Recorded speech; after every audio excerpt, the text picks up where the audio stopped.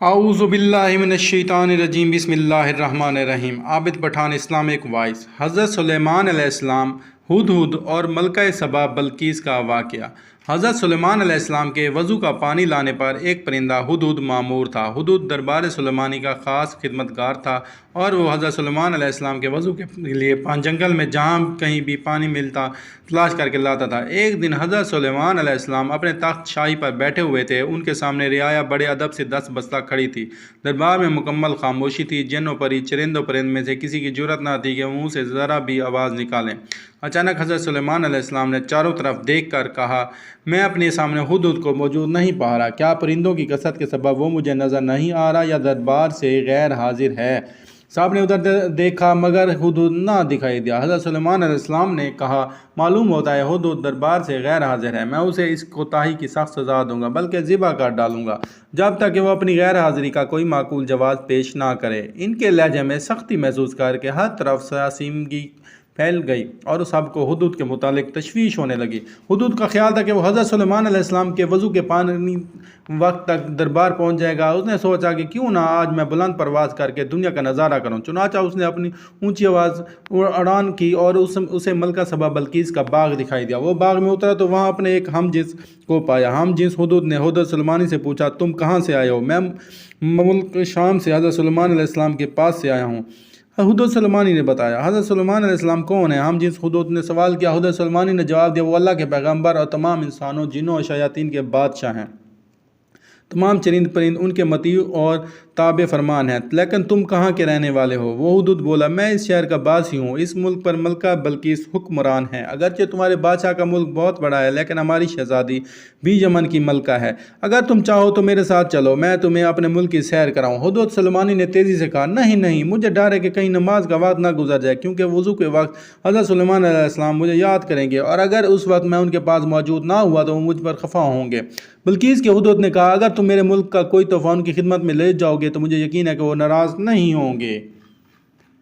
اس وجہ کو معقول سمجھ کر حضرت سلیمانی اس کے ساتھ چل پڑا۔ اس نے ملکہ سبا یمن کی خوب سیر کی اور نماز عصر کے بعد دربار سلیمانی میں واپس پہنچ گیا۔ حضرت سلیمان علیہ السلام نے اسے دیکھ کر قدرے غصے سے پوچھا، اے ہدہد، تو کہاں غائب ہو گیا تھا؟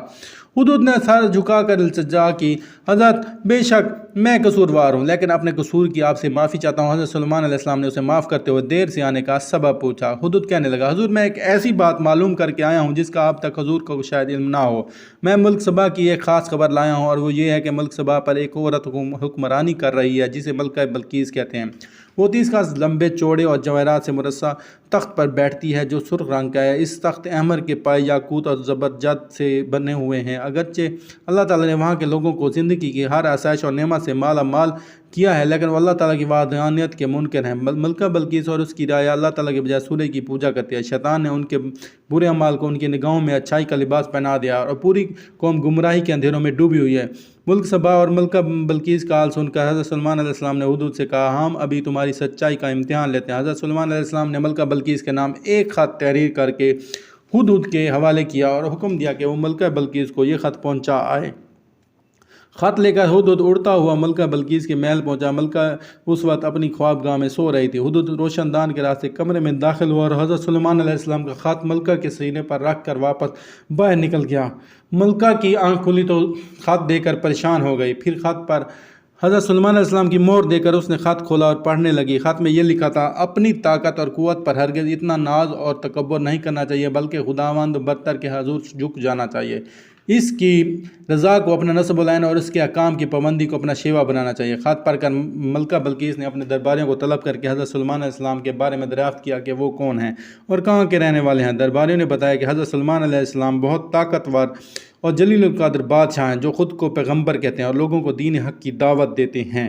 یہ سن کر ملکہ نے درباریوں کو حضرت سلیمان علیہ السلام کے خط کے بارے میں بتایا اور انہیں خط کی عبارت سنا کر ان سے مشورہ مانگا کہ اس خط کا کیا جواب دیا جائے۔ درباریوں میں سے چند بڑے ارکان حکومت نے کہا، ہمیں حضرت سلیمان علیہ السلام سے خوف نہیں کھانا چاہیے، کیونکہ ہمارے پاس بے حساب جنگی ساز و سامان ہے۔ اگر انہوں نے ہمارے ملک پر حملہ کیا تو ہم ڈٹ کر مقابلہ کریں گے۔ اس کے باوجود آپ جو بھی مناسب سمجھیں فیصلہ کریں، ہم اس کی تعمیل کریں گے۔ ملکہ بلقیس نے درباریوں کی تجویز سن کر کہا، بے شک ہم طاقتور ہیں، لیکن کسی کا معاملہ کا حل یہ نہیں کہ فوراً جنگ کے لیے تیار ہو جائیں، بہتر یہ ہے کہ چند قاصدوں کو بیش قیمت کی تحائف دے کر حضرت سلمان علیہ السلام کی خدمت میں بھیجا جائے۔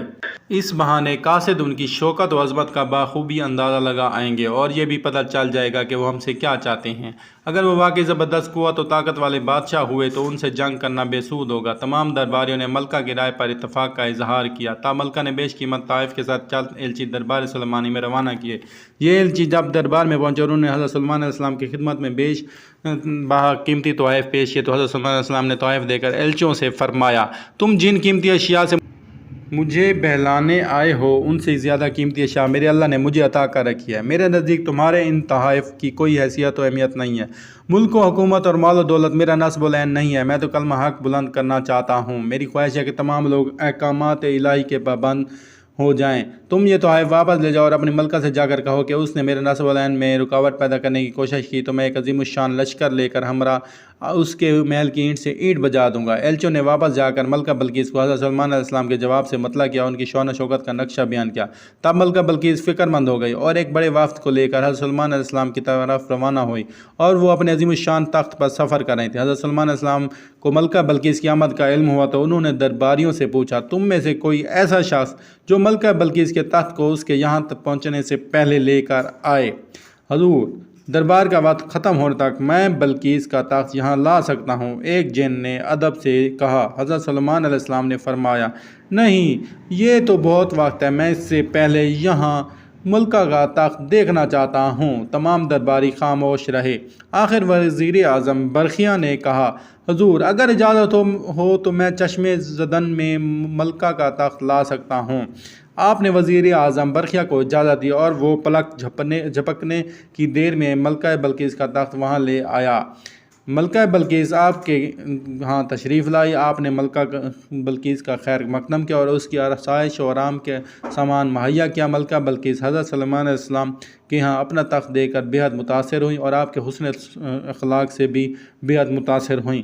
آپ پر ایمان لے آئیں اور اس کے بعد ملکہ بلقیس نے آپ سے شادی کر لی اور آپ ہنسی خوشی اس کے ساتھ زندگی بسر کرنے لگے۔